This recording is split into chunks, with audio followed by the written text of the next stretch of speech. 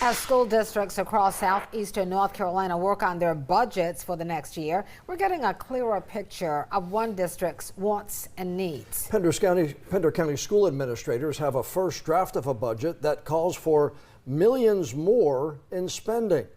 WECT's Mackenzie Bruns talked with the superintendent about that budget. So Mackenzie, he says student mental health is one of their big focuses. That's right, John. Superintendent Dr. Brad Breedlove says the district has more students per social worker than both the state average and national recommendation. And the goal is to fix that gap. The district wants to keep and hire more counselors to help improve those numbers. The district also wants to offer some small pay bumps and increased services. But to do that, it's going to take more money to the tune of $6 million more dollars.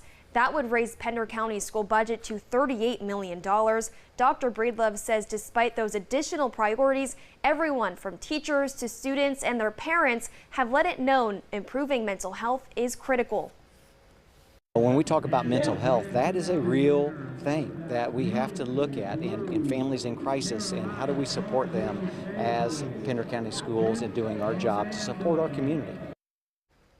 That additional funding would have to come from the county. That's why district leaders say they're still finalizing the draft with the county staff. They expect to sit down in early May to walk through those final numbers. Mackenzie Bruns, WECT News.